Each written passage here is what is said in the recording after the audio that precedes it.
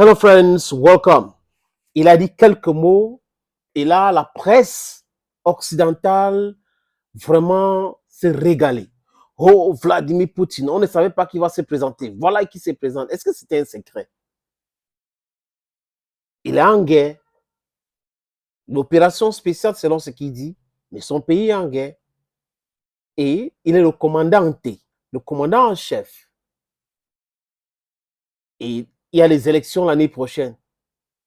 Et on n'a pas vu préparer un candidat ou émerger certains candidats. Et là, les gens se posent la question à savoir est-ce que Vladimir Poutine serait candidat ou pas. Ben, il est déjà candidat.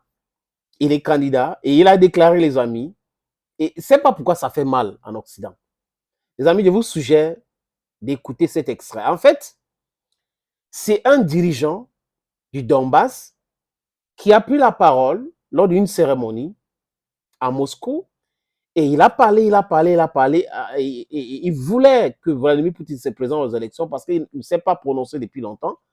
Il y a des candidats qui se sont prononcés, mais lui n'avait rien dit. Et ce monsieur a pris la parole, il a parlé. Vous êtes notre commandant en chef, vous êtes ceci, vous êtes cela, vous nous avez garanti ceci, vous nous protégez, et nous voulons que vous vous présentez aux élections présidentielles. Et Vladimir Poutine, qui se rapproche de lui, il prend la parole et il dit ceci, les amis. Écoutons Vladimir Poutine. Merci beaucoup. Je ne vais pas vous le cacher.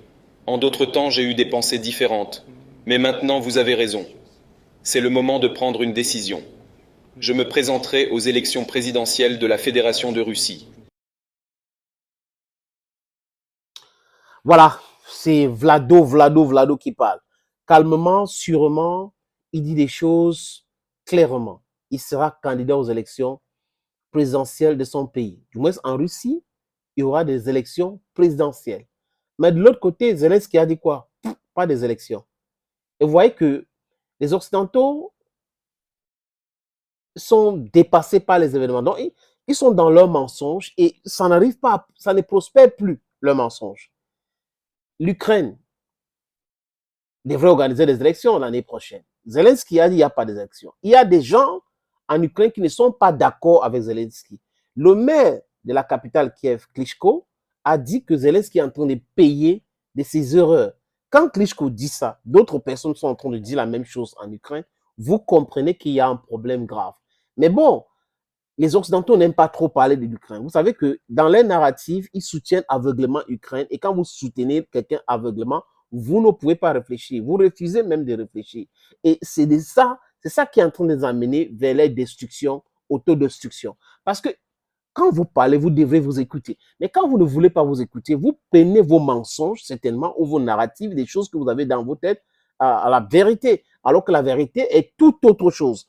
La vérité, c'est que l'Ukraine a déjà perdu. La vérité, c'est que les Occidentaux ne peuvent pas gagner une guerre contre la Russie. La Russie est immensément riche en termes de réserves d'hommes. La Russie, il y a tout ça, la technologie, la Russie a. Donc, ils savent, mais comme ils sont toujours dans le mensonge, ils sont toujours dans le laisse-bouffe, ils voulaient montrer à travers les médias, à travers d'autres moyens, qu'ils sont forts, ou on va faire ci, on va faire ça.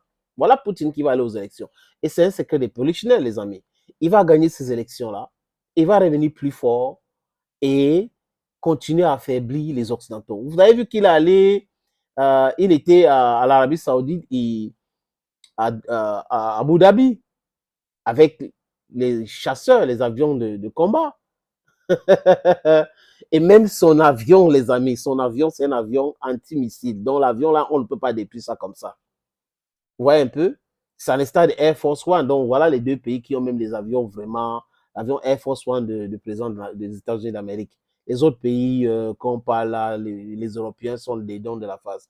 Même un président américain n'a jamais été escorté comme ça, si ce n'est pas le cas de Kennedy, mais c'était le cadavre de Kennedy à l'époque qu'on avait escorté. Mais Vladimir Poutine a montré encore aux yeux du monde qu'il est fort. Il a fait l'Arabie Saoudite, Riyad et Abu Dhabi en une journée. Il rentre dans son pays. Le lendemain, il reçoit des gens et il participe dans une conférence appelée Russia Calling. Donc, voilà. Et après quelques heures, il déclare sa candidature aux élections présidentielles dans son propre pays. Oh là là. N'en déplaise à ce genre-là. Et nous sommes avec ce monsieur parce qu'il nous aide à nous libérer de cette influence néfaste des gens qui nous ont colonisés. des gens qui nous ont esclavagisés, des gens qui veulent nous maintenir toujours dans la souffrance. Et nous disons non à cela, les amis. We want to free ourselves. We don't want to stay in this suffering. Thank you, friends. Thank you again. Bye-bye for now.